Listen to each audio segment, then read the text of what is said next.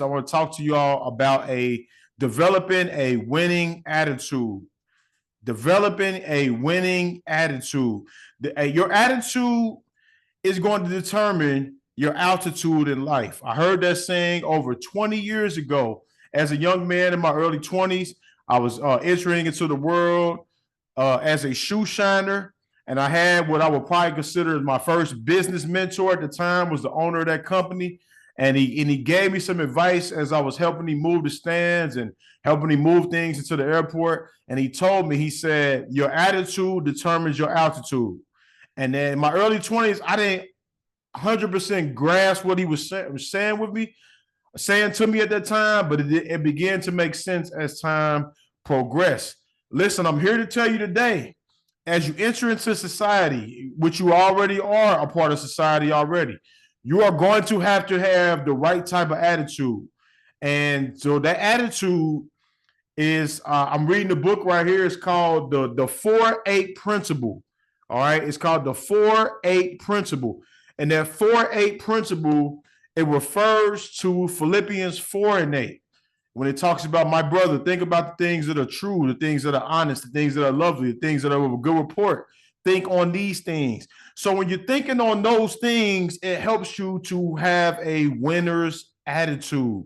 And so I want to go to some things real quick, because having a winning attitude has been very key in my life, and it will be in yours as well. Please do not deceive yourself and think that you can enter into the marketplace, enter into society, enter into this world with a nasty attitude and think that you're going to give some positive results.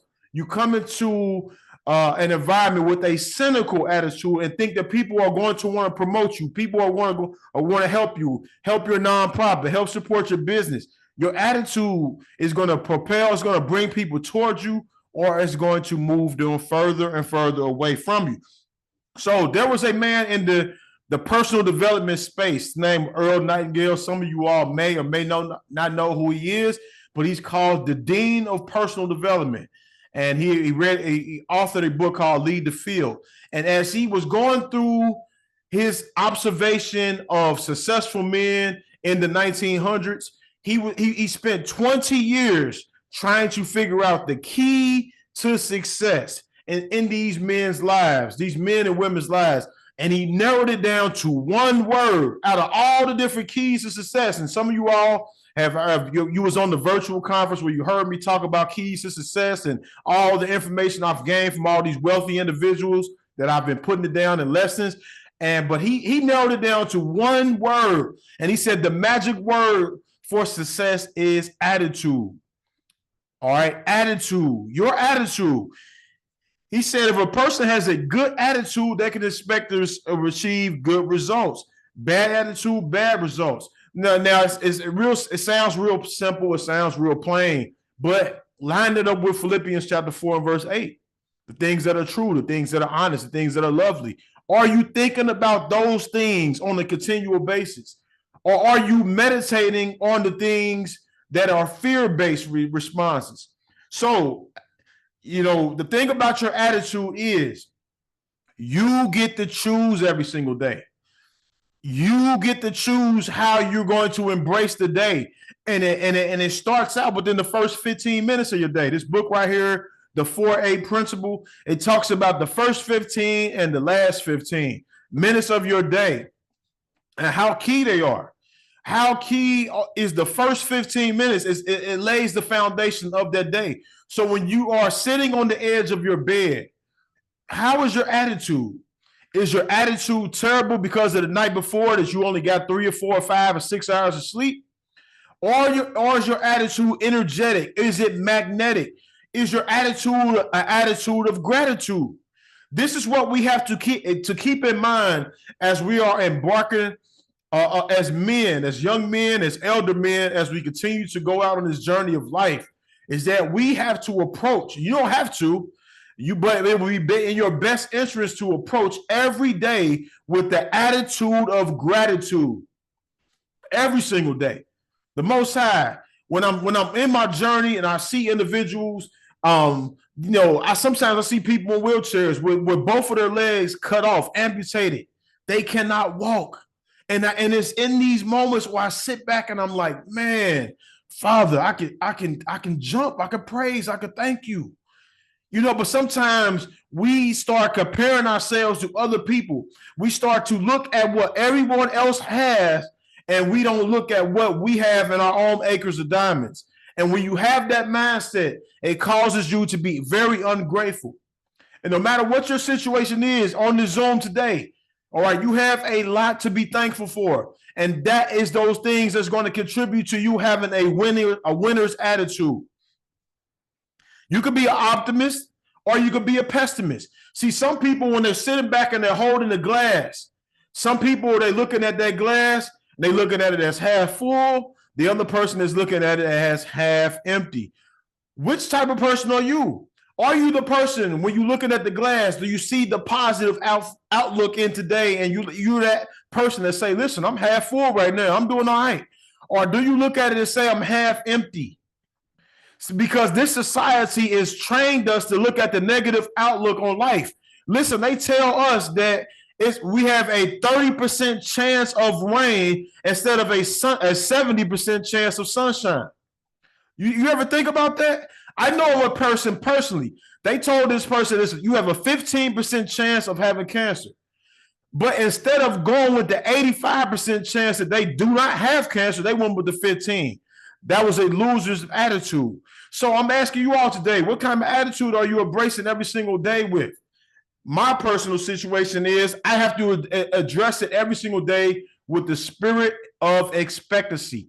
My attitude is that I expect good things are going to happen to me every single day. I expect that the wealth of the wicked is stored up for me.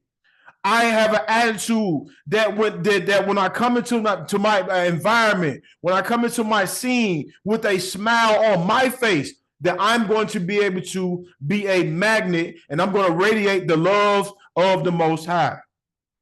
So let me tell you how I embraced my attitude one time. I ended a session of prayer. I was in my house in Clarksville, Tennessee.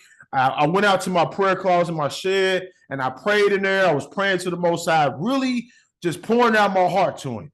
And so after the prayer, because this is your power of your words, I want you all to catch what I'm about to tell you. Your words are so important. So I came out of this prayer with this excitement, this attitude that, man, it's about to be a real good day. So I started to verbalize that it's going to be a good day. And so the scripture says faith cometh by hearing. So the more and more you say something over and over and over again, all right, and you keep hearing it over and over again, you start to believe it. So I said, it's going to be a good day today. I'm going to get out here and I talked about having a good day. I'm going to get out here and plant some seeds. So I had some flyers that I was going to plant out. So I went through the town. I was going to hand out some flyers, and those flyers are going to lead people back to the channel. It's going to lead people to more wisdom and knowledge. And so I went out on this journey of planting all these seeds, and I went into this restaurant. I saw some people online, and I handed some person a flyer. I handed another person a flyer. And next thing you know, so I had my book on me. Someone ended up purchasing a copy of my book. And so I went and talked to the owner of the restaurant, and I said, hey, listen, what does that look like if I was able to sit down in here and sell my books in here? How much would I have to charge you? This woman did not know me from nowhere. She said, you are my brother. She was a Jamaican woman. She said, you are my brother. What does that have to do between us?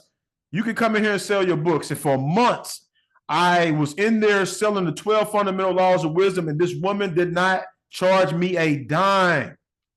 But it started as a result of me having a positive attitude, a winner's attitude. That day when I got out of my prayer closet, that day I had a winner's attitude that I was going to go through the town and start planting some seeds. I did not know that I was going to go into an establishment that was going to lead to thousands and thousands of dollars. I didn't know that I was going to go into an establishment where I was going to launch my book, and that place where I launched my book was close to a military base with individuals that were coming in that area from around the world, not just around the country. And so that 12 fundamental laws, it went worldwide based out of a small restaurant, based out of a positive attitude. I hope you all are getting this, because your attitude of this man who people in that time looked up to, the people that was in the personal development stage looked at this man and called him the dean of personal development. This man said the magic word. Now, we don't use the word magic, but he said the magic word is attitude every single day. So if you come into a situation with the attitude of gratitude, people want to help that type of person. They want to stay away from the person that has the negative and poor and the debilitating attitude. Always see the worst in everything. Who wants to be around that type of person? So the attitude, the winner's attitude, I'm asking you all today that you have to embrace it. William James, all right, he was a professor at Harvard, a well-known, distinguished author in the 1900s. This is what he said, all right, I'm going to quote him verbatim. He said, the greatest discovery of his generation is that human beings can alter their lives by altering their attitudes of mind. I want to say that one more time for the people in the back row. The greatest discovery of his generation, this was the greatest discovery of this man's generation, of his whole life, is that human beings can alter their lives by altering their attitudes of mind. I want you all to really take this with you as we get ready to get off of here today. You can change your whole paradigm. You can change the trajectory of the rest of your life by changing your attitude, by changing your outlook, by changing how you view life, how you view it. That's why it's important, as we went through last week and as we talked about today, is to make sure that you have a good associations, people who you talk to. Because if you're getting fed negative information through your friends, through social media, through the CNN, which some people will say the constant negative news, if you're constantly watching that stuff and constantly listening to all the wrong that's going on, it's going to skew your perspective of all the good things that's happening. So now we talked about some of the things about an attitude, but let's talk about how to develop a winner's attitude. So we're going to go to a couple quick things and then we're going to open it up for you all. So we talked about some of the things that contribute to a winner's attitude. I talked about the attitude determines your altitude. Listen, I'm going to say this one more time. Your attitude will determine your altitude. How high you go in life is going to be based on your attitude. So I'm asking all of you today, young men, mentees, all right, those of you that are mentors, reevaluate your attitude. Evaluate, are you the type of person that people really want to be around? Are you the type of person that radiates the power and the influence and the authority of the Most High? Or are you a person that when you come into the room, you dim the room up? Are you a person that people, they would like to just spend one day with you and they don't want to see you again for another 6, 7, 8, 9 months? Or are you that type of person that when you leave the room or you leave the space, they can't wait to be back around you again? Is it that is closely in correlation to your attitude and what you bring into the marketplace, what you bring into your congregation, what you bring out in the streets, it all is related to your attitude.